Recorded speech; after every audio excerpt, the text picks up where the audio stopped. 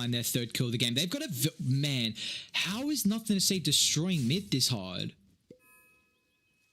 Like, I know the attack animation from Doom is really bad, and he went triple Wraith Band as well, so a lot of stats giving him some very, very good damage, which he was lacking. We'll probably see Dust because of how much he's kind of suffering with the last hits. He might just go more points in Devour, which he already has, the 3. But it's a 1,000 net worth lead. A soldier's fortune. Dust should just, I imagine every time he's got Scorched Earth up, he's actually mid. They've almost got Concussive Shot back up. NothingToSay he's kind of tanking the crit wave, but he's got the Assassinate. Is it enough damage though? It's not. That looks so awesome. I'm actually a huge fan. Like, no one really likes Sniper. But that's so cool. I don't think I'll be able to stop talking about it this game. Why? Probably going to end up dying here. The stun only clips onto 1. They drop the Tombstone. If Radiant TP in, honestly, they might just lose everyone and die, but it looks like there's no help for Arme. Kaka's falling low, but we might just stay alive with the Frost Shield help. It won't, but JT, very nicely done. I mean, if they had one rotation, honestly, I think XinQ comes, like, they might just wipe him. Leshrac wasn't level 6. A little bit unfortunate for him there, but now top lane, Emo. He's already used the Doppelganger, so Emo's going to be in trouble here. He's got a decent amount of armor. He's going to try and Phantom Rush towards the Crit Wave, but Faith Beyond, one more hit for the bash. And he's going to end up falling. They'll cancel the TP on the Shaman. Meanwhile, mid as well. The Doom's going to get chucked out here on the Sniper. But it looks like Undying, him TPing to the mid lane, it's going to be able to keep him alive. And Lesh wants to dip out a bot, and I don't blame him. And I like Arme going for the 1-2-2 build. Like, the 2 points in the Lightning Storm gives you a way to really secure the CS in the lane, and still holding at least 2 points in Edict now gives you more potential to make rotations, because he never wants to play bot now versus the Viper. Like, Viper had that level advantage, and it's already a bad matchup in general. So now that you have Edict, it's going to make your rotations to a different lane a lot more... It's going to feel a lot better, because then you're going to get a tower out of it. It'll make it a lot freer of a time for you. And he's only died once, considering. Like, he's 1-1 and 2, 27 last hits. And Dust mid lane. He's going to end up dying here. NothingToSay chucks out the Assassinate. Help of the Ancient Seal, increasing that magic damage by 30%. We're seeing this Sniper pop off 42 and 15. Had a very good laning stage. Radiant's bottom tower is under attack. What's his skill? We went 4-1-1. Okay. Radiant's bottom tower. We see a lot of the kind of just the maxing out shrapnel. They got any stacks? What's that? A double at the hard, double the medium, I think, and Shaman. They're straight chilling. What's happening down bot? JT's got something. Just got a measly old staff of wizardry. But it's a minimal net worth lead right now for the boys over on Radiant. Viper's kind of helping out there, and you've always got this Doom factor as well that's going to have kind of a inflated amount of net worth just thanks to the Devour, which he's probably going to max out here. Faith Beyond's actually the one taking the stack, which is interesting. Looks like he needs a little bit of catch up. I mean, he doesn't really have a lane to go to.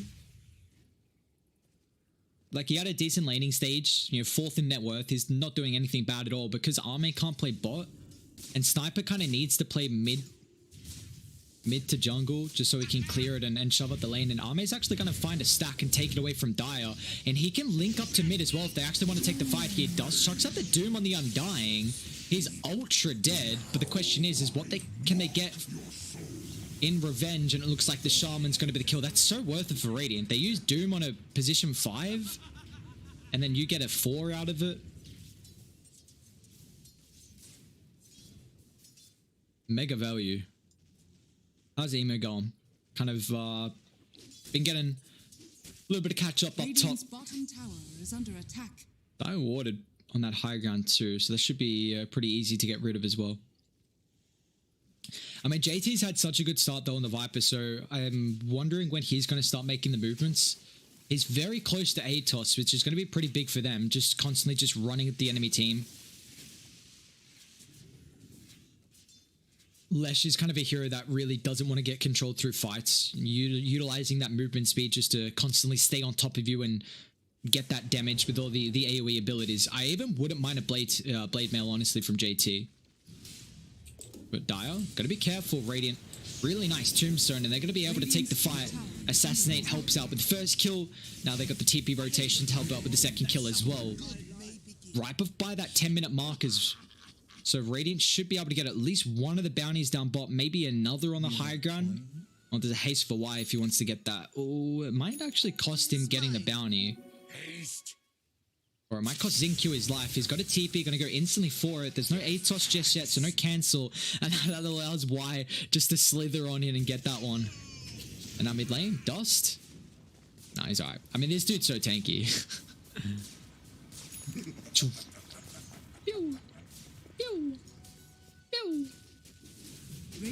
Emo got one of the bounties up top, so it's gonna be a 3-for-1 once Y gets that.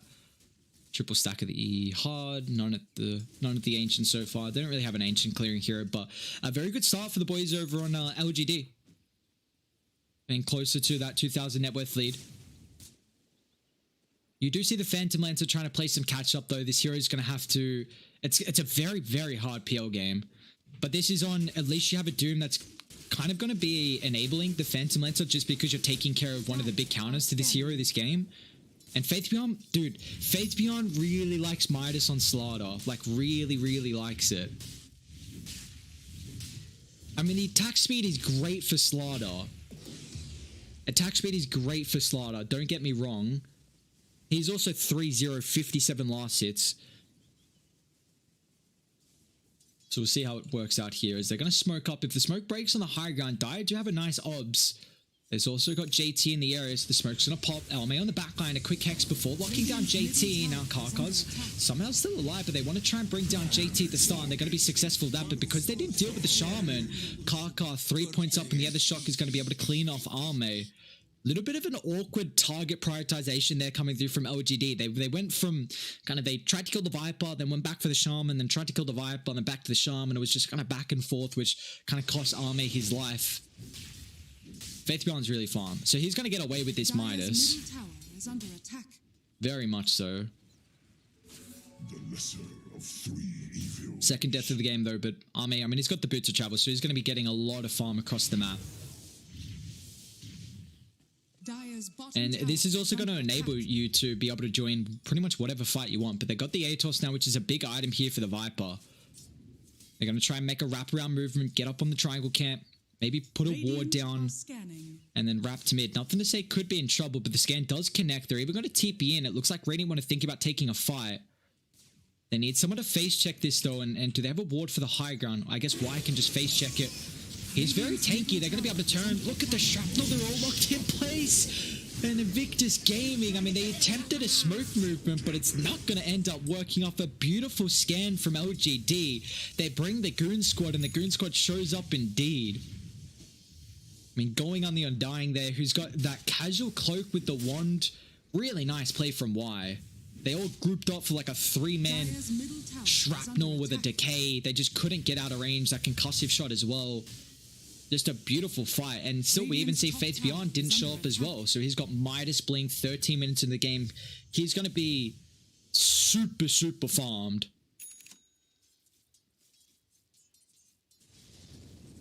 Now he's thinking about setting... I mean, this is a hard kill on Dust. And we're probably going to have to see the Doom go for...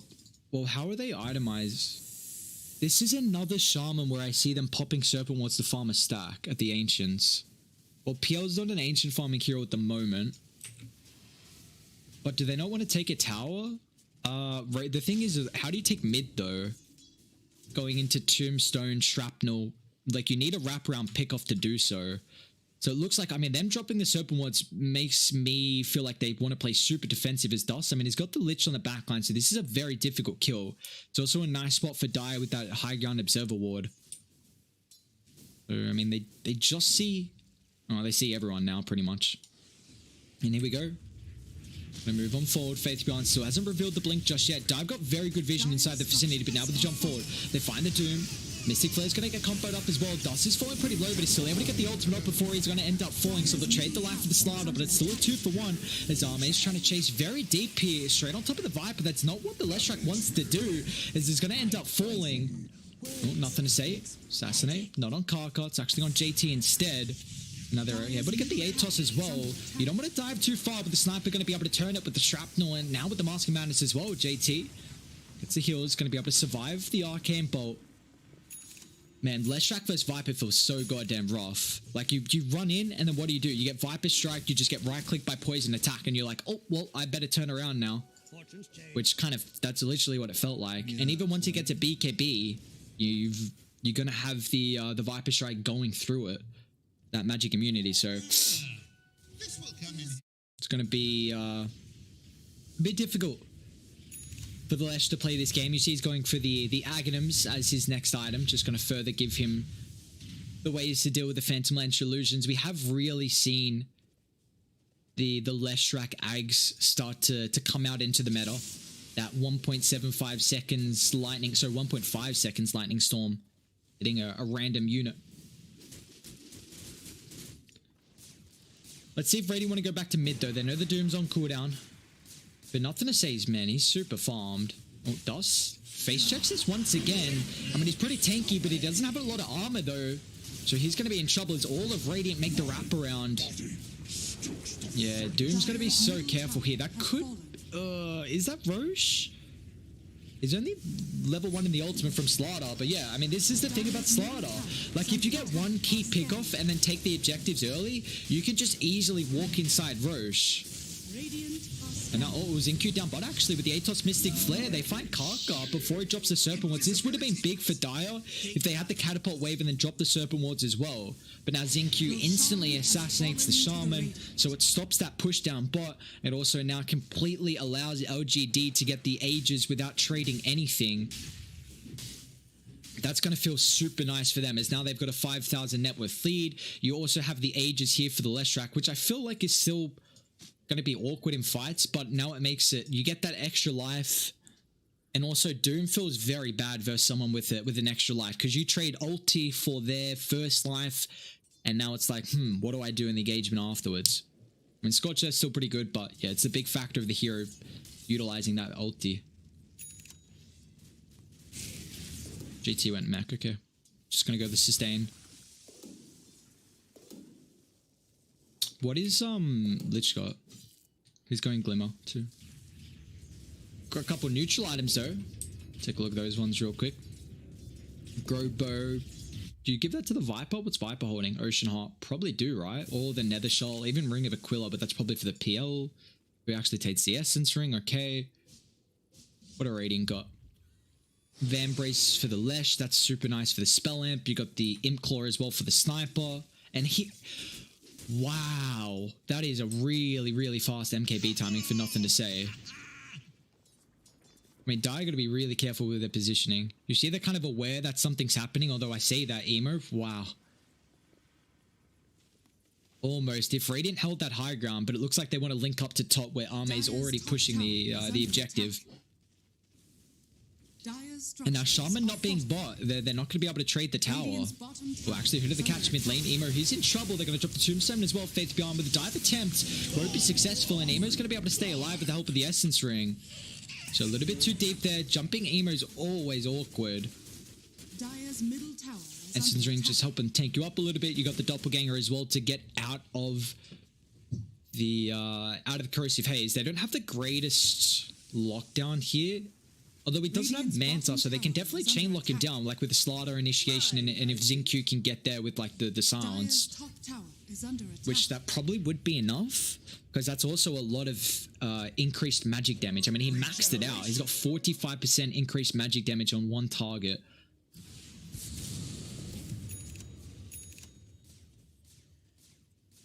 But a couple of items coming through from Dire, and it looks like they're going to smoke up with this. BKB picked up on Dust. They got the Eighth Lens on Kaka, even though they are going to the Aegis on Radiant.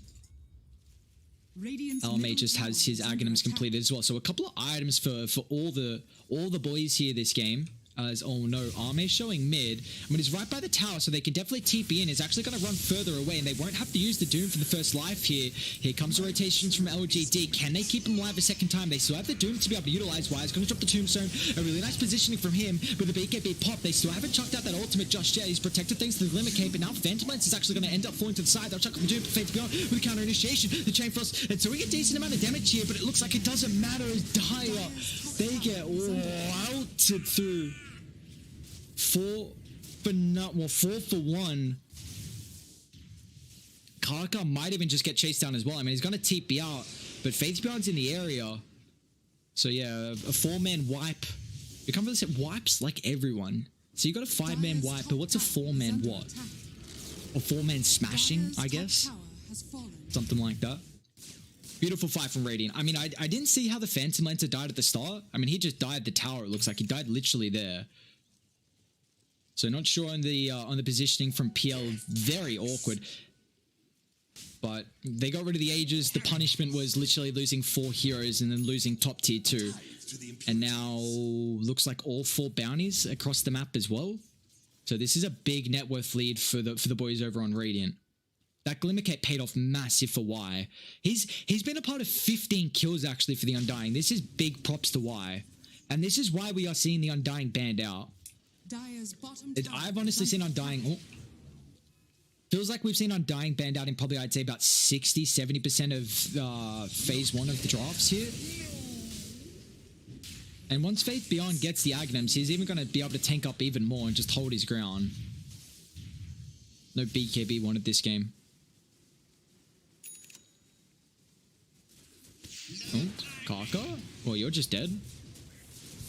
Need a couple of headshot procs for the slows, so I'm going to be able to help out there. Very nicely done. And, I mean, this could potentially be a tier 2 tower if they want to. They've got a decent ward around the triangle camp, which is actually giving a lot of vision because the trees are cut. Dire's bottom tower has fallen. And, I mean, this game, it's... So this is the thing, like, you pick PL into Lesh... So you kind of do it to yourself, and this is really why we don't see Emo showing up to fights, because it feels pretty useless. The only way I can see Emo actually having an impact in fights is if they get the Doom on the Leshrac, but that we haven't seen it yet, or we didn't see it that last engagement, because he held on to Doom, which honestly probably costed them. Radiant's middle tower. They are going to smoke up. XinQ going to pop it in. Might actually end up killing his Charm, and JT just can't get there in time. And now Radiant, they're actually going to try and protect XinQ and keep him alive. But the Tombstone on the high ground, nothing to say. He's having a free fight to be able to right click, but it looks like it's time to disengage. Dust with the drums popped. He's just running mindlessly forward. He's going to try and hunt Nothing to Say, who's moves incredibly slow. 330 movement speed. We want to try to just man fight this out, but it looks like it won't end up working in his favor. Really nicely done from Dire. They'll trade it 2 for 2. They lose both their supports. As Y actually finds one on the back line here, which was Ollie, but it will cost him his life. Arme's coming over, because Emo's pretty weak here with the invis. They might be able to turn it on an Emo if he finds the right stun. He's actually going to try and go for the Pulse Nova instead, and now with the Infernal Blade holding him back, Arme, he's going to be careful here. Not going stun first might cost him his life, and it will actually end up doing so. Now Starter's going to shop as well. What is he doing? They're throwing hero after hero. Oh no, JT gets a double. They get a full wipe from Invictus Gaming, and just like that, about a 4,000 gold swing into their favor. What just went wrong? I mean, Sniper doesn't have any positioning at all at the moment, so Doom literally just running at you with drums and Scorch Earth feels rough, and I mean, we're going to see it mid. He literally moves 550 with phase boots as well. Just another nice pickup for them, one after the other. That could be some pressure on top of the tier 1 tower, though Nothing to Say is back alive. So all of a sudden, from what was about 13,000 net worth lead to a 6,000 now, they got the Diffuser Blade. They're diving up to say once again, if they get the kill on the Sniper, this is massive. It's going to be 2 times in a row. But why? With the heal, the Glimmer Cape as well. It doesn't matter. He's going to end up falling. Dust might drive to the tier 2 tower unless the high ground miss. No, he will end up paying the price with the dive. Faith Beyond's got the follow-up stun for Kaka as well. So no TP out, although Arme's hunting. Another Yules, so no instant stun. There's some big kills though. Yes, you do lose Dust, who's very... I mean, you get the Sniper though. That second death in a row for him was, you know, he's top of the net worth, and they also get the tier 1 tower mid for that as well.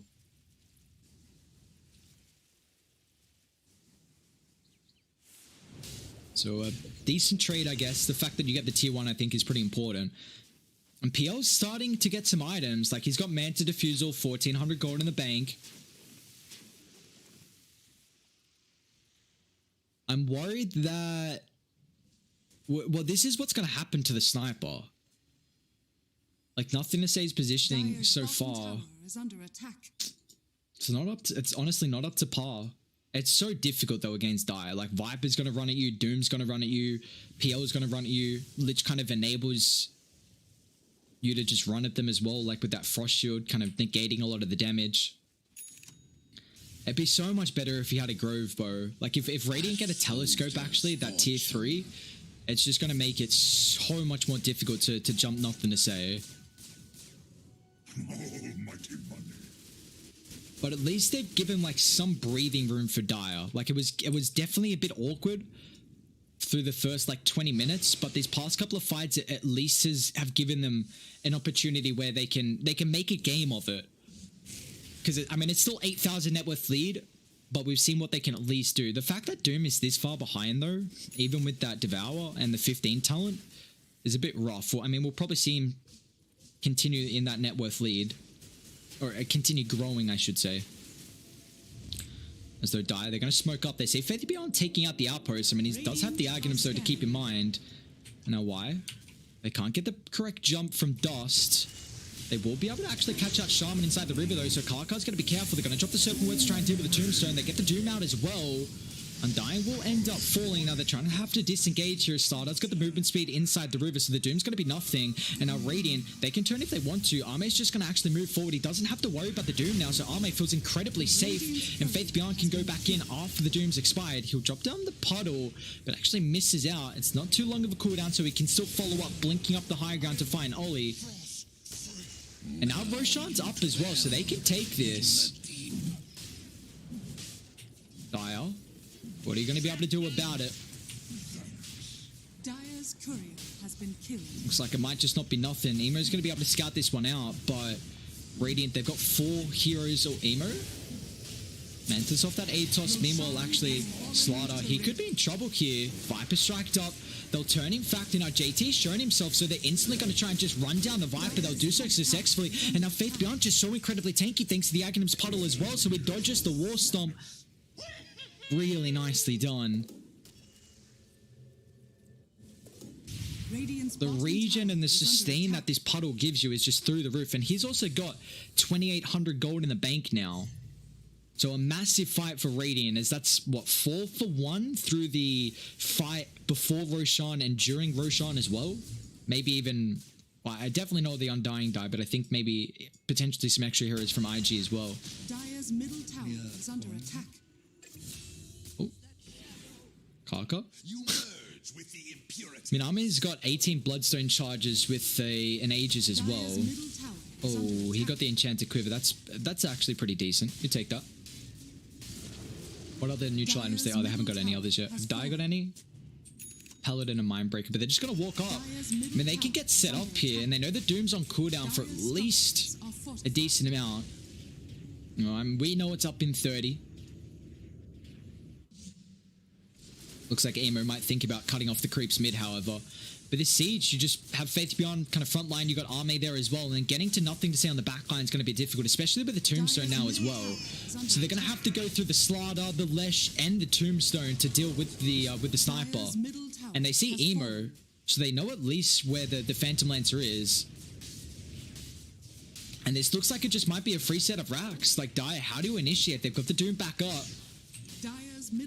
But PL's not back inside the base just yet, so they get the melee. They don't have creeps though, so I guess that's what they were waiting for. Oh, PL got the telescope instead, which is actually really nice for them as well. Telescope for Kaka, who's got the 8th lens cast range, and then he's going to get that 15 talent. He's also going to get a bonus with the telescope, so yeah, that's going to feel really nice for him.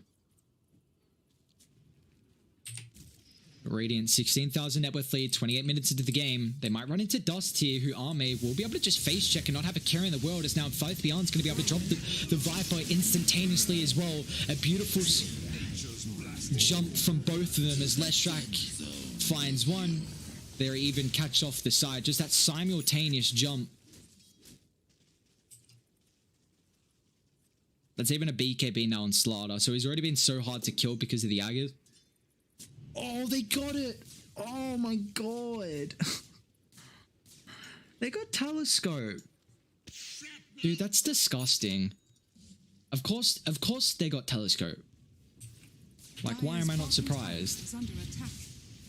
You wouldn't shrapnel the trees. Well, Dust is kind of setting up with a wraparound potential with his positioning already. That's just all the remaining outer towers now. Radiant's top tower. In Radiant, they still got all their tier 2s, but they do very well to take guys by 30 minutes. And now they're going to be able to get all the bounties as well. They're still away from Arme, who did TP up to top and doesn't have another TP for about 20 seconds here, so they'll lose Y. Nemo's on a killing spree now for the Phantom Lancer. He does have this Skadi completed with 1300 gold in the bank. So he's tanking him up, and it's going to make it very difficult for them to retreat. That Skadi against the ranged sniper is going to feel really nice as well. Keep in mind also the Slaughter, getting rid of a lot of the sustain from him. Even the Undying, I guess, as well. Dire, they see nothing to say in Faith Beyond. Looks like they're going to back off. How'd the creeps aggro them up there? I know the ward's there, but I didn't... Unless they dragged it over from somewhere else, but... Just a cheeky old Iron Branch. Doing some shenanigans here, but as we take a look at the graphs where we got a break, 20,000 net worth lead for PSG.LGD, a mass experience lead as well. It's only a 2% chance for Invictus Gaming. At least Dota Plus, that's what they're calling it here. Is well, they're going to smoke up to Arme, who's got the Aegis for another 27 seconds here. They'll deal with the first life, but Radiant, they're going to be able to get there by the second. They'll drop the water instantly, but now with the blink forward, Faith Beyond catches out the Lich. There's an immense amount of damage. Always going to end up falling. Now he gets the BKB off. It's before the Doom with the Viper Strike as well. Leshrac just taking an immense amount of physical damage, but once the BKB expires, can they kill him afterwards? It looks like he's going to be fine as JT controlled. They're able to deal with the rest as well, with the Phantom Lancer dropping. They just get the Aegis really nicely done from Arme. Pops that BKB, kites up the Viper Strike damage, kites up the Doom, and I mean, he took a little bit of physical damage, but it just didn't matter. Well, and the G's are dropped anyway. LGD, really nice game 1 performance from them. What was it, like a 9-8 second BKB at the last second? So literally, by the time that BKB expired, Radiant had already killed like 3 of the other heroes at that last fight. So, I mean, this is just LGD. They are looking really, really strong. This new team from them, you know, they've taken a couple of tournaments. They're, you know, on top of the group stages for the China Pro Cup Season 2. I mean, we are only day 3 of the group stages, but already looking pretty good in this second best of 3 of the night. They take a 31-minute victory over Invictus Gaming. We saw the laning stage was, I mean, Sniper absolutely destroyed mid versus Doom. Like, Dust didn't really get a foothold of this game. A lot of time for the Doom, like, you wouldn't expect him to be that far behind, especially with how much your net worth is kind of inflated because of the Devour. But, like, the PL didn't really feel comfortable with these fights. It's when you're that far behind, like, okay, firstly, you pick PL into Lesh, so it never feels good at all. Yes, you have the Doom to kind of get rid of the Lesh rack, but you're that far behind that LGD, you Doom the Lesh, that's taking your attention away from Slaughter, who's literally just like 2-hitting a support. Then you got Sniper, who's sitting so far in the back line. Like, it required IG to put a lot of attention on the Lesh rack, and it just allowed NothingToSay to have a couple of free fights at the later stage. And that's also helping out. I mean, they had the Telescope, he had the Enchanted Quiver, he had that Hurricane Pike for the positioning there. So in the end, LGD just a very, very solid performance. We don't see Sniper too much, but the pick from them was beautiful, as they're going to be able to take game 1 in this best of 3 in Invictus Gaming. They're now down, and potentially, I mean, they are looking to try and take their first series victory as well. So they're going to have to try and tie things up in game 2. We'll take a short break, guys, about a 5 to 7 minutes. Well, it shouldn't be too long until we've got game 2 of PSG.LGD up against Invictus Gaming. Don't go anywhere.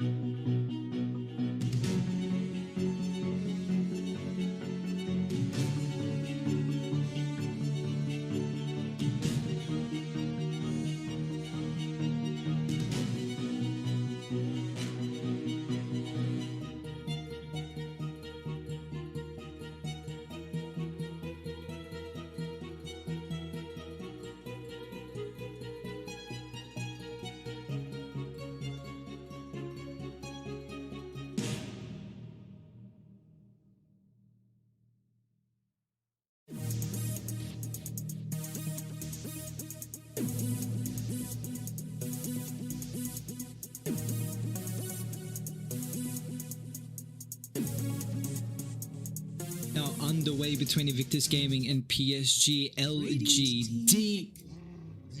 Oh, okay. Yeah, I was gonna try and lead up into potentially like LGD going for a techies, but like this is 100% gonna be a mag techies opener, right? This is what they did in their series. I think I don't even remember who they played. Two series now. One of their series they went mag with the techies opener. It was so entertaining. Let's see, what was that? It must have been, looks like it was against LGD. Yeah, they went mag techies against LGD. So that's always, I mean, XinQ has a incredible techies, like a one of the best techies, honestly. And they did it. Yeah, they won game 1 against eHome, and they're like, all right, you know what we're gonna do is we're gonna go game 2, just instantly open up with a mag and a techies. Like, I'd be so down for it. I'd be so down for it. But IG, once again, we're going to see the bands of the Ire and the Vengeful Spirit. PSG.LGD have won 2 games with that support combo opening. Do it. Oh, no. Boring. Boo. I mean, we do get XinQ's Earth Spirit, which is also kind of goddamn, or he's a great Earth Spirit player.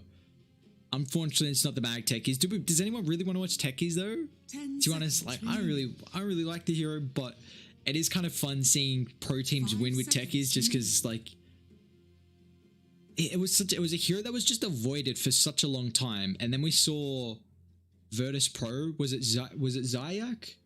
Who was it? It was one of the CIS position 4s. I keep forgetting which one it was.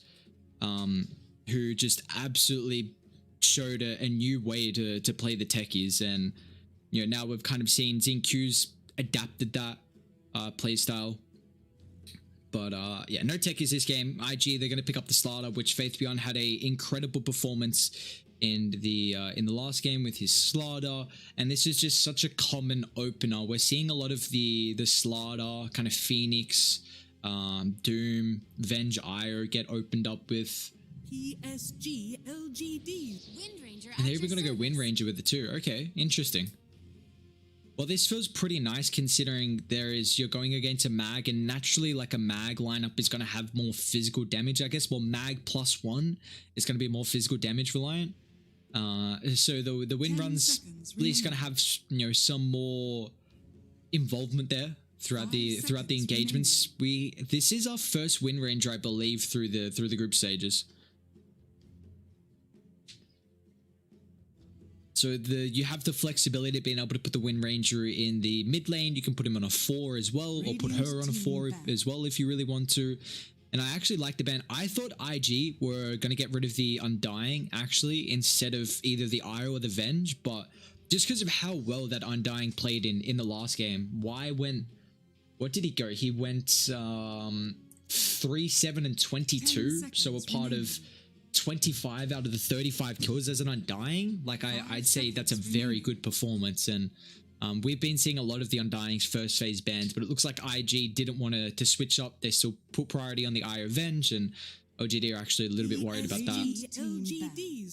And we'll probably just see, well, who's going to ban the PA? That's the question. IG do have first pick after this second phase ban, so they might go PA before LGD, because PA Slaughter is a very good combo, but PA Mag is a very good combo as well. So if you don't ban it, I feel like LGD pick it up. 10 seconds remaining. Oh, LGD worried about the Slaughter PA though. Let's see. They got still one more ban, so they can... And IG also have the last ban in this phase as well, so you're going to be able to see what LGD want. They can kind of... They can let LGD kind of pull the trigger if it gets left in, and then they can be this last final decision with the last ban of this phase, and then the first pick in the next phase as well. But both teams are going to have a pretty key physical damage lineup. Slaughter, Mag, both reliant on this.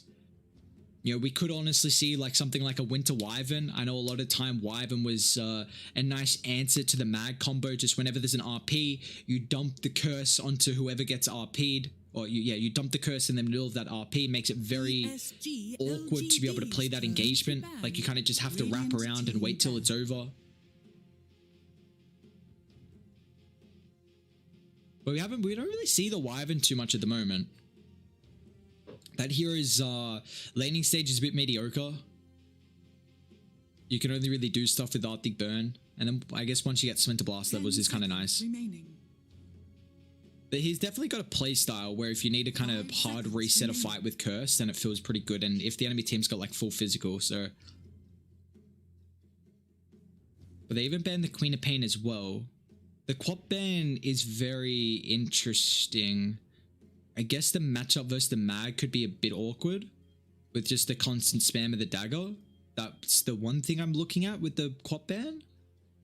Radiant team picked. And they ban the Ancient Apparition, so that's got to be a protect ban for something they're picking up here. PSG.LGD. They're gonna morph. Okay, there you go. There's the protect ban. Instantly, they get the Enchantress. Well, you have a way to be able to get rid of the win run, which feels really nice with the Enchantress. So at least that laning matchup, like if it's a 4 win range versus the 5 Enchantress, Enchantress should have a pretty good time to be able to out harass. 5 seconds remaining. But with the Morphling getting picked up here early on, Emo does play Morphling mid, so they have that. I've seen IG do it a couple times. I don't think they'll do it. Like, you only really put Morphling mid if it's against an Ember matchup or if it's like Topson playing it. So I think it's more than likely Dust, unless they've actually swapped up the roles and if Dust's playing the position 1. Sorry, position 2, I should say. Apologies. And IG, they're actually going to go for a Shaman here. Okay. Sorry, Shadow Demon. Gives you some nice save capability. Going to be a Morphling Shadow Demon lane more than likely, so a double ranged. You might get pressured out pretty heavily here. If that Earth Spirit +1, you could kind of just run them down. Like, Morphling's not the strongest laner.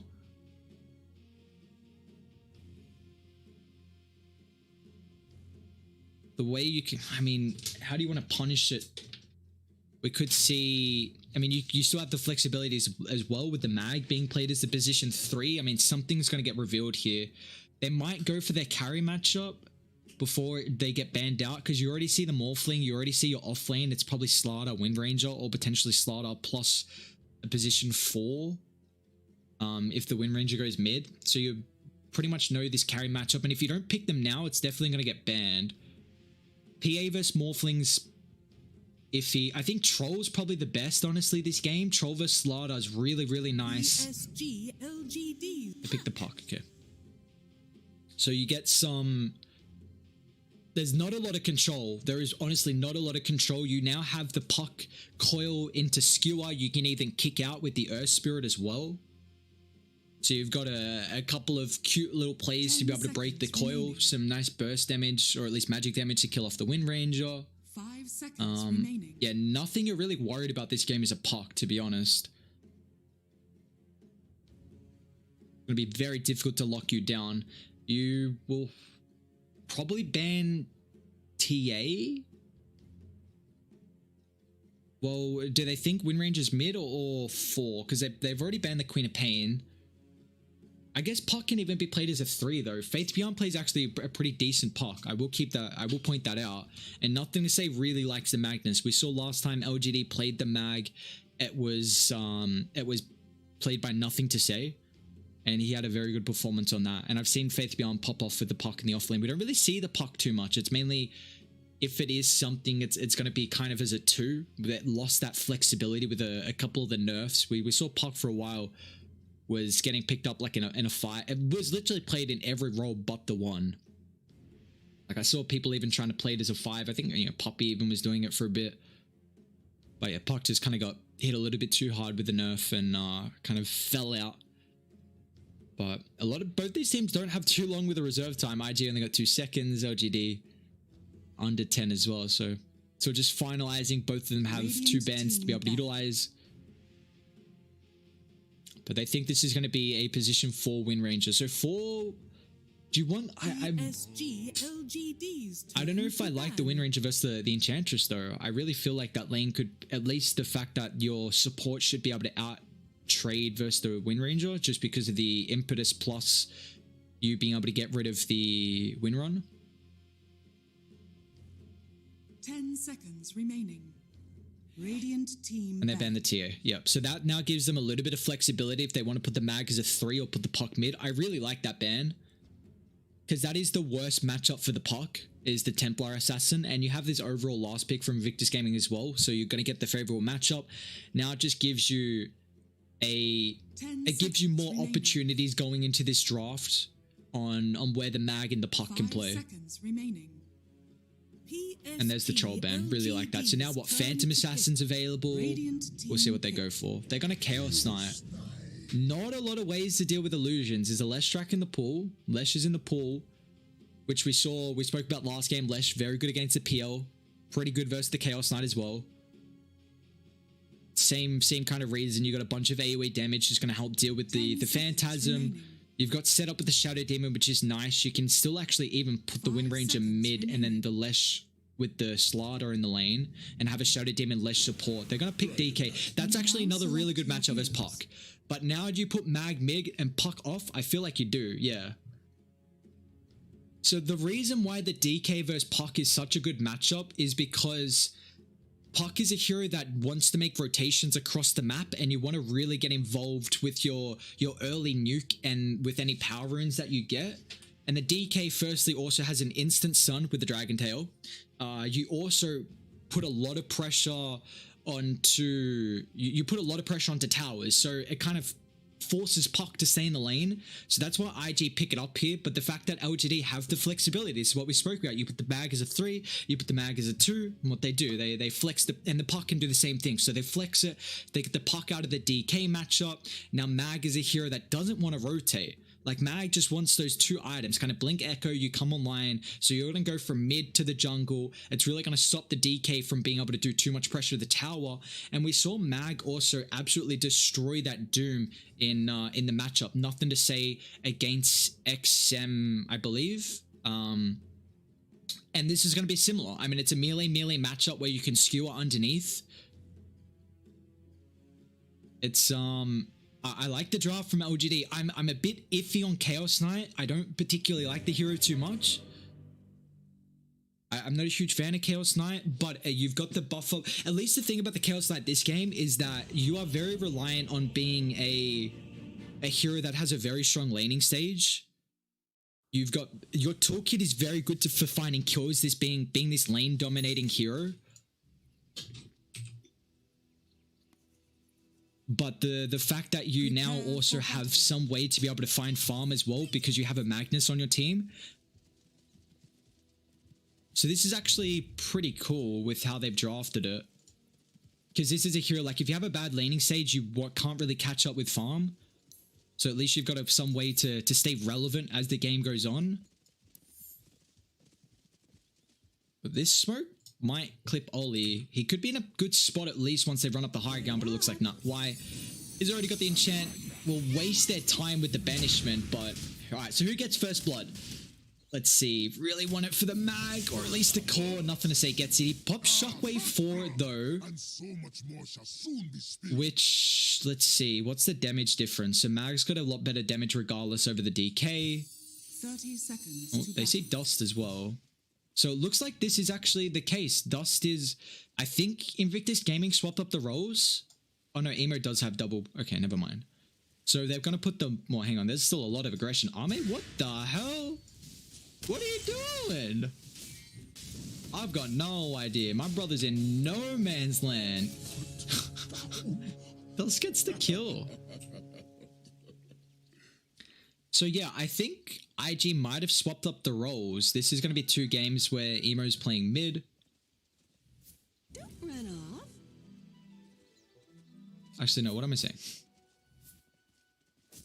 They've always got this flexibility. I keep forgetting. Let's just get him right click. I really like this set from the Enchantress. Never mind. I keep forgetting because I remember last IG at the end of the iteration, they were flexing Emo and Fly in the 1 and the 2 and a lot because they weren't having too much success. But here we go, ladies and gentlemen. Game 2, I mean, already got a couple of kills apiece. Looks like both teams going to be able to get the favorable lane matchup that they're looking for. Faithbjorn will have a lot of kill potential on Emo. I imagine he'll probably go max out Waning Rift. Nice deny from Faith.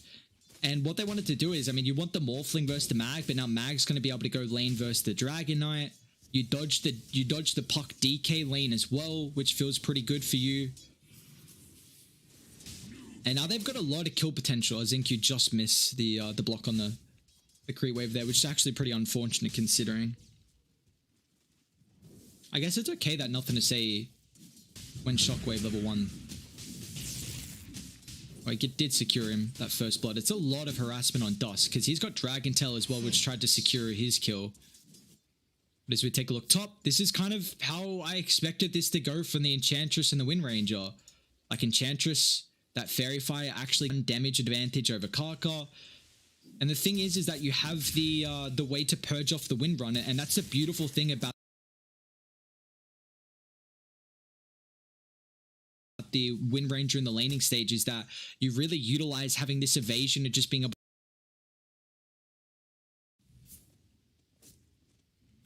You see that a lot of priority on keeping these camps away from the Enchantress, though. They block the hard. They're going to double sentry the small as well from Kaka. And I believe they double sentry. Did he kill it? Yeah, he's already got one sentry. So yeah, has been killed. They already popped 2 sentries to deal with it. And this is a pretty strong lane. JT's actually taken some damage here. They've still got the enchant to follow up. Wise, got to be careful. He's got a Fairy Fire still to be able to utilize as well. And now they'll turn on JT. The stun from Chaos Knight should be up in a couple seconds if Army can get in range. The cross slow. Now he's going to try and eat throughout the trees, but Army is able to hold him back and get the last right click. Really nicely done. And Y stays alive as well. So this is a good start to the top. So we continue in the side lanes. We'll take a look again at how the mid lane's faring. This should be pretty good for Emo once he gets levels. Level 1, Level 2 is the weakest for the Morphling. This is a nice thing about putting Morph mid is you get that solo experience, so you're able to kind of get away from your weakest time in the game.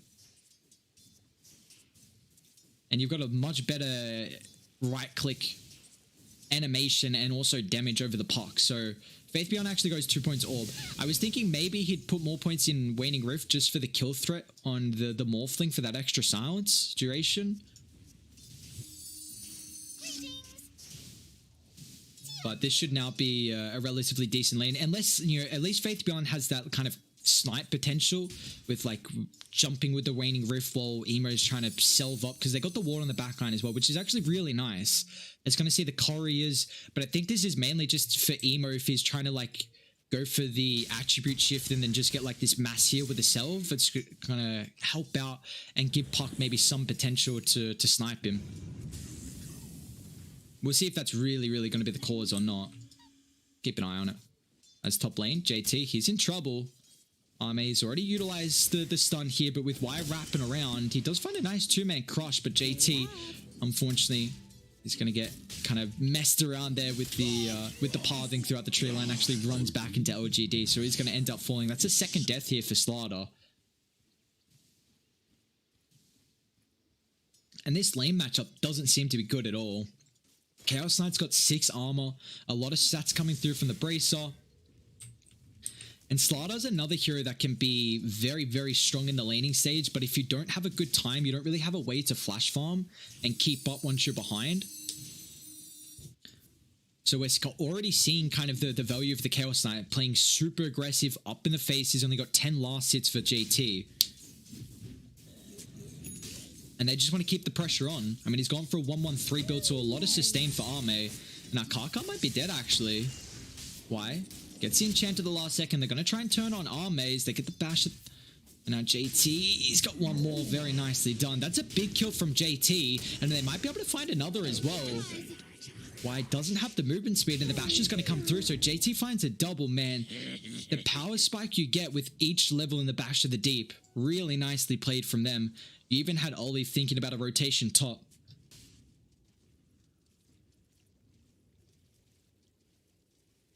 Kind of was having a bit of a rougher start to the laning stage, but now it's going to give him a nice little answer. And I think XinQ is going to play around mid until Faith Beyond gets level 6, because you have that coil into the break. He's also committed with the waveform, so Emo's got to be careful, but he's still, I think he needs this range and catapult to get it. Radiant also, I mean, they don't see Earth Spirit bot. No, actually, Oli, he's going to show himself top here. JT's got an extra point up in the bash as well, so the damage is starting to stack up here, Arme. Uh-oh, even the poison's coming through from Oli. This is going to be a dead Chaos Knight without the help of the support. Enchantress actually playing the jungle. Have to take a look over back to the middle lane as Kaka. They've got the coil if they want to drop it here. They'll drop it onto 2 now. XinQ still doesn't have the kicks, and they're not going to be able to drag someone out. But looks like he just wants to try and get the regen instead of taking the fight. Ollie's going to TP over. He's got the benefit of some protection. They get the silence before the attribute shift, but there comes the disruption just in the nick of time to keep Emo alive. Faith Beyond wants to commit on the backline, but thanks to the wind run, Kaka should be able to stay alive. They need one more right click, and he's not going to be able to find it. It's a deep dive. It'll be a 1-for-1, but does cost the cause life here from LGD.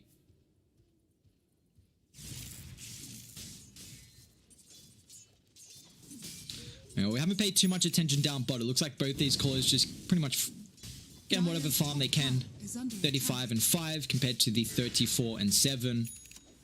Oh, we got the big creep. Nice.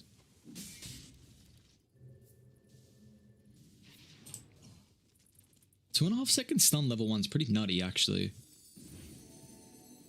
Only goes up 0.25 each level, 25 damage, down a second each. Okay. Top. I thought that was onto JT. And they're going to try and roll forward, sets up the Chaos Bot as well. Radiant once again have Oli to be able to protect a lot of the cores here, but Arme's going to be able to dodge out the crush. Can they still continue with the fight?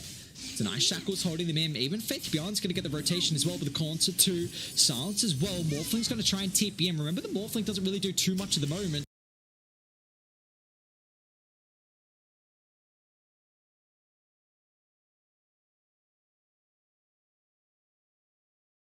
So you got to keep that in mind, but it looks like somehow Kaka...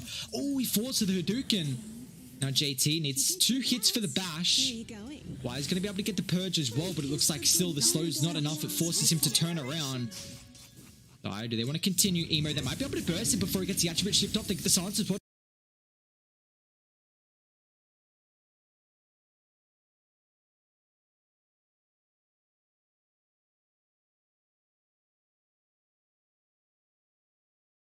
Like, the damage is the same. I get that it's the mobility on the orbs kind of nice. But I mean, if he has more points in Waning Rift, they get that kill. What, an extra second silence, which probably gives you 2-3 right clicks, maybe even more. But this has been a pretty good laning stage, honestly, from Invictus Gaming. They have a very self-sufficient laner in DK, so he can kind of play this safe lane and not really be too worried about any movements. So that means you can rotate Oli, who we've already seen the impact that the Shadow Demon's been able to have with the TP rotations, getting some pretty clutch banishments to keep a couple of the heroes alive. And even these fights have been pretty drawn out as well. So we see that poison kind of just stacking up. As Ali, though, in trouble. Roll doesn't clip him. He's taken a long time to die now, and here comes the rotations, but they'll drop the coil. Slider, about a half HP. Shackles, not going to be able to hit both of them here, and it looks like Dai should be able to find a second. Can they get a third, though, with Morphling silenced up? He's able to get the attribute shift. Even Dust wants to show up to this engagement. Dire, they're not weak at all, though. Enchantress, probably going to be the easiest kill. He's got some one charges and some Fairy Fire, but it looks like with the 3 points in the waveform, that's enough to find it. That is a lot of movements across the map, though. Radiant, they bring everyone up top. So Morphling's now, sorry, DK's stuck there. Morphling kind of is too. I mean, he's got TP, actually.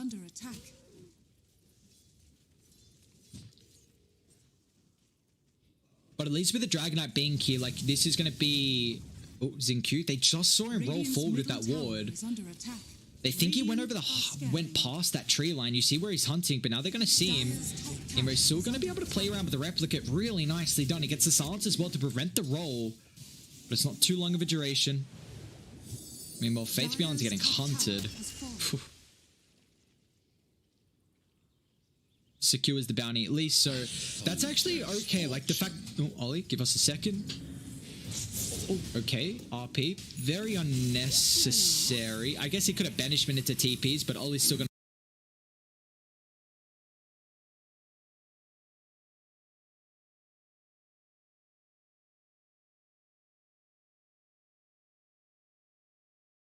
die nonetheless.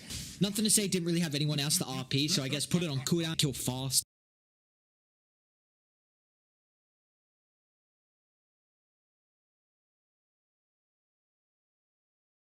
As well, so now you can go back, hit a neutral peep, I guess. I don't, you know, it's very I don't want to say overzealous. It's a kill, nonetheless. It's a kill, so they get that. But what I was saying before is with that TP from DK up top, you know, he gets involved to kill off the Enchantress. He doesn't mind getting put here as well, because this is a hero that wants to start taking objectives with the Elder Dragon form. And him being bot, yes, it's very good at the early laning stage, just because it allows, we saw what the Shadow Demon could do, making more movements across the map. But now we're these feelings.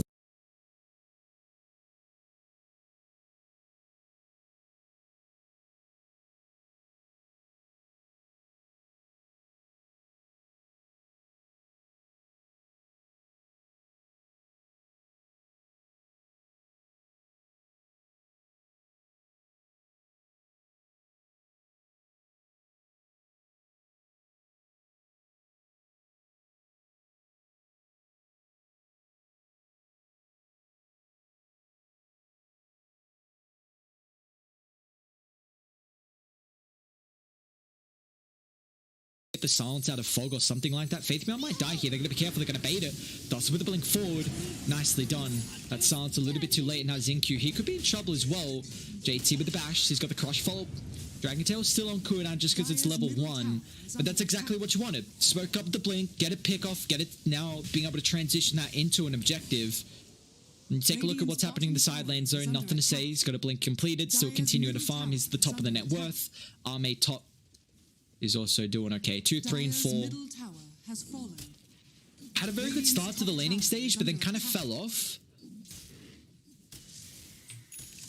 And they're actually hunting him. Dust is going to blink. I mean, Arme is well faster than the DK, only by 5, so it's not much. And they're going to see, well, they know they didn't go to the eastern side because of the obs. So if Arme can juke and drive throughout the trees, let's see, Dust, he's got another blink available. But it did take them a while to get that kill, so probably anticipating the movements. They even see Puck as well with the ward. So they're okay. I mean, Slaughter's getting something. JT going for a blink. Went actually a really tanky build for the Slaughter this game. Not the brown boots, gloves of haste into the blink that we've been seeing, or even the Midas as well. He went treads, double bracer with the wand. So 1400 HP for him. No, he's not strength treads, but in our dire. I'm going to smoke up. This is a pick off they need. Straight on top of Emo here, but he's able to get the strength buff out. Beautiful right click. Morphling, some quick reactions. Now they're going to be able to turn the skewer. They're able to get the stun, and Morphling will still end up falling. They've already found the Shadow Demon as well, which stopped the banishment protection. Wow.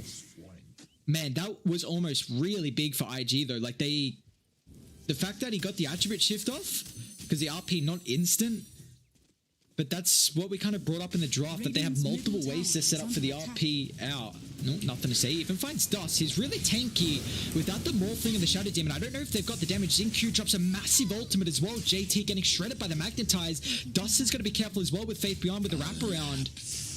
He's going to be able to make it away. Faith Beyond. Banished up here. Morphling's back alive as well. They're still trying to chase for Kaka with another Magnetize drop from XinQ with the rope through. They'll find a secondary one. Dust is able to reinitiate. We'll catch up the Puck.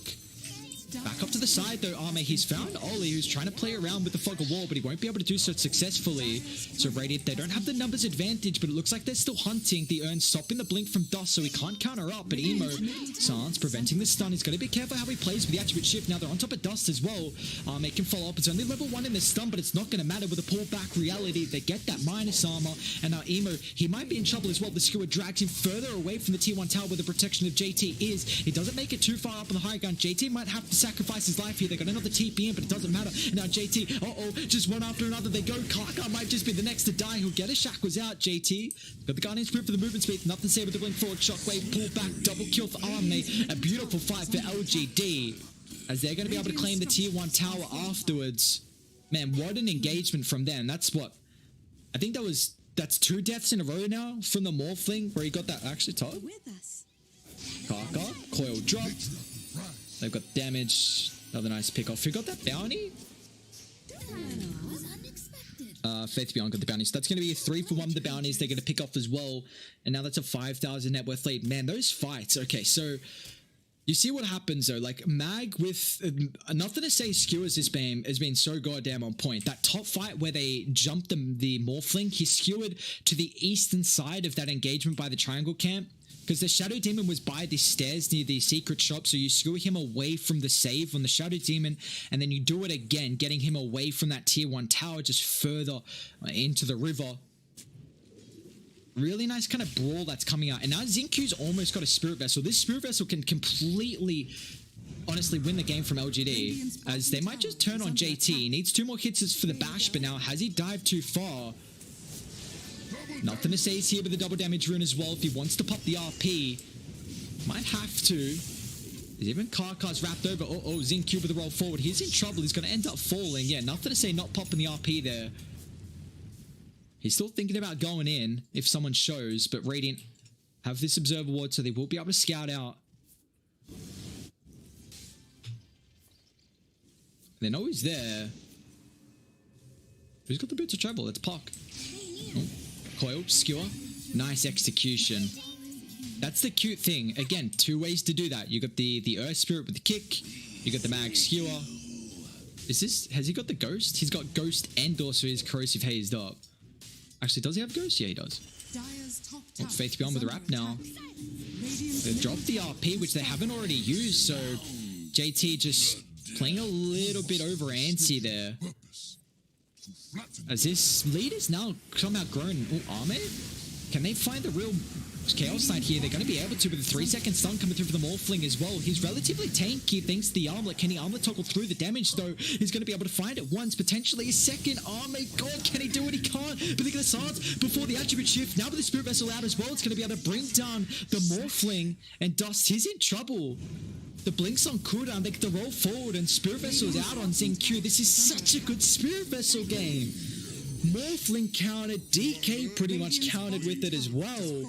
XinQ has popped off. We were so excited for Techies XinQ, but man, I am happy at least with the Earth Spirit. He's 3-1-9. Such a good performance from him.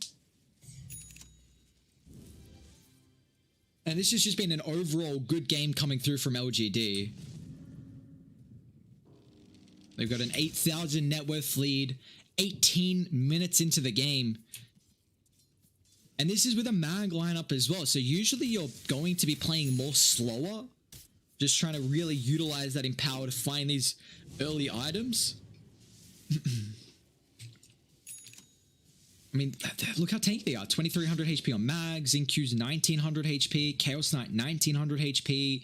Like Enchantress is already kind of hard. Not really this game because Morph can kind of burst you if he goes go to the shotgun, but you know, you can even get pretty tanky with the Enchantress. Puck's pretty much going to be the only one at that stage. So it's going to make it very difficult for Radiant to go through them. They do need some armor as well, though. Let's take a look at the items and what Dire are doing. BKB on Mag, Manta on Chaos Knight. So it dispels off the silence. So it dispels off the corrosive haze. That's even a little bit of Agi, so he's going to get some armor out of it.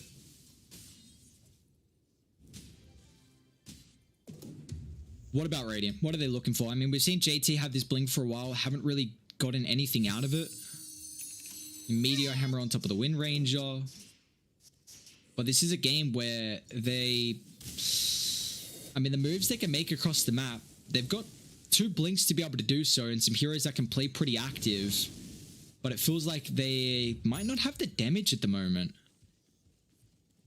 As that's another blink as well, Faith Beyond. They're actually going to smoke up before he gets the blink. Who will they find, though? Getting up on the high gun. Smoke's going to end up popping. Now, with all 4, they stop the blink on JT. Nicely done from them. Can they get an objective out of it, though? Because top's pushed in. So they won't be able to get... I mean, I guess you can go tank up the T1 tower. Oh, Ollie? He can just TP up. Yeah, they don't have the greatest Roche lineup on Dire. I mean, you've got the minus armor Reality Rift. 6 minus armor. They're going to try. I guess they do have a lot of damage, though. Like Mag Chaos Knight. He's even got a Phantasm for it. Okay. Never mind. So never mind. They can take it. It's going to take a while. It's meanwhile down bot, though. Kaka will fall. Nicely done. Just another pick-off should allow them to link back into Roche and take it. I believe Radiant are aware of this, considering their ward that just gets a incy slither of it. And they're, yeah, 100% aware of it now. But Roche is about to fall. And XinQ, he's up on the high ground as well. A silence before the banishment. He's got to be careful, though, because Morphling's showing up. He's relatively tanky. He's actually Dust. He snatches the Aegis. Beautifully done from him. And now JT's even inside the pit as well. He's going to get stunned up for 3 seconds, and he'll pay the consequence. But they do get that second life on top of the Dragon Knight. But what's the consequence, though? Is the cores drop. He's going to break, and now with the skewer back as well, away from the T2 tower. DK will lose his first life. And I believe they're going to be able to find a second unless he can get the blink away. Is the timing there? Nicely done with a shockwave. Dust will end up falling. So yes, you lose the Aegis. You take it away from Dire, but the consequences are, what, 3 heroes? Sorry, 2. They do lose the Earth Spirit, but worthy sacrifice from XinQ. As we are now seeing Arme, what was he, like 2 and 3 after the laning stage or something like around that? And he's having a very good time afterwards. 8, 4, and 9. Really big fan, actually, of the Mag CK. Because the one we've spoken about, the one big issue with the Chaos Knight is that you don't have a way to keep up in farm. But the Mag at least provides you that thanks to the Empower. And now he's going AC. Such a necessary item against the Slaughter. And even XinQ's going Greaves, so that's just going to be some more armor for you. Helps out with these long drawn out fights. Honestly, it's just looking like another potential 2-0. As with the blink forward, Faith Beyond's going to be able to catch out the Wind Ranger. He's protected from the physical damage, but looks like after this, they're going to still be able to follow up as XinQ snags it with the kick. This one's looking as... I mean, it's starting to get pretty out of control as they're doing whatever they can to really give their space to Emo. But it hasn't felt like he's had too much of an impact this game on the Morphling, as this is a hero that still really needs some time to get those items and come online.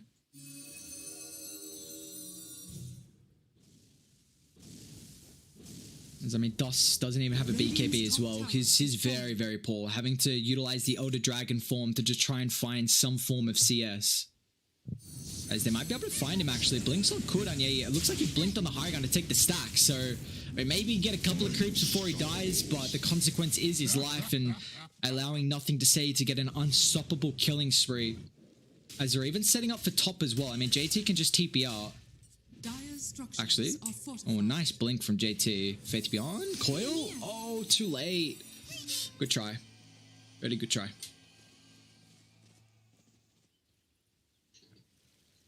Man, he's really farm, and it's so nice when you have a lineup that can be super flexible. Faith Beyond can play some pretty, I don't want to say unconventional threes, because the puck can definitely be played as a 3. Like, we've seen it for a while. S4 has got an incredible puck. Zai's got a good puck. Like, a lot of these 3 plays, like the high tier 3s, have got a good puck. But it just gives you so much flexibility, because if Faith Beyond wasn't a good puck player, then they would have had the DK puck matchup mid, which would not have been good at all. And this game could have looked completely different. And they got the favorable lane matchup as well. Like, it was the puck versus Morphling. So just dodging the DK. Now they're just ready to jump. They take the tier 2 tower. Dire is so aware of how ahead they are. And NothingToSay is just ready and waiting. Invised up. Radiant. They're going to have to do something about it. Mate did use Phantasm though, so you see how much damage the Phantasm illusions take. Like, from that multi-shot on tier 3 tower, it literally just went from full to nothing. But I mean, you're okay with that. Like, you get all the towers, all the outer towers now of the game. You force Radiant inside the base, which is going to allow you to now go back, get all the bounties, and you force them to pop Glyph as well. So if you win a fight, oh, NothingToSay. He's pretty tanky. And he's in a very good spot to pop the smoke as well. It looks like Radiant, they're going to try and offer to go down towards the eastern side of the map here. As they're hunting the puck. The line is, the circle's drawn at least, so looks like JT kind of aware of this die. They're going to make their own smoke movement as well. Let's see what they can get out of it. They probably want to link up with the puck here, but he can even join them with the boots of travel. So the long wrap through, they say that they're taking the outpost. They're 100% sure that the rest of Radiant are here. If they can get the ward on the high ground, though, there's going to be a good spot for Radiant to take for Dire to take a fight. Playing the vision game, Faith Beyond with the initiation forward. Attribute shift, doesn't even matter, they get the protection, the banishment. Now Faith Beyond top of the backline, the Shackle's going to be there, but the RP locks in the DK, just gets melted for the physical damage. Ollie's going to end up falling almost everyone from Radiant. They call it, it doesn't even matter. Oh my lord, LGD, that's a 26-minute victory. They absolutely obliterate Invictus Gaming. What an incredible series from them. They're going to take this 2-0, a 26-minute game 2 with a 20,000 net worth lead when it's all said and done. I mean, that is now their 3rd series victory of the group stages. They now jump over Vici Gaming, who was tied with them in 1st place. And we're going to see Invictus Gaming now drop down to a 0-2 start for the group stages there. Unfortunately, not working out too much in their favor. Man, what a performance from LGD. Just the draft looks good. how LGD are playing is a sight to watch. Their rotations, the communication, and the synergy, and the draft as well. You see, like, the Enchantress lanes really well versus the Wind Ranger, so we don't see that kind of, like, Wind Ranger's laning support's relatively decent because your trade potential with the Wind Run, but the Enchantress takes away that effect. And then you've got really strong lanes. You get the favorable matchup where you dodge the puck DK, and it comes down. We kind of brought up a little bit towards the end of that game, but the fact that LGD have players who have a very wide hero pool just makes it so much easier to draft and get the favorable lane matchup, or at least a lane matchup that isn't bad.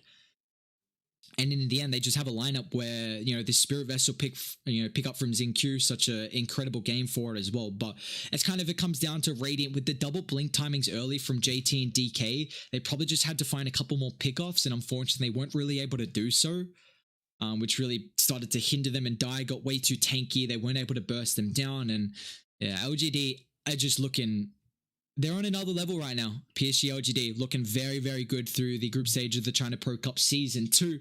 But that's going to be our second series of the night, Legion. We still have another one for you guys. However, it's going to be 4 a.m. up against Team Asta. We'll take probably about a 15-minute break depending on when everyone is in. There's no lobby up just yet. So yeah, probably about 15, 20-ish minute break until that one's underway. I'll keep you guys updated though. And yeah, with that being said, a beautiful victory for PSG.LGD.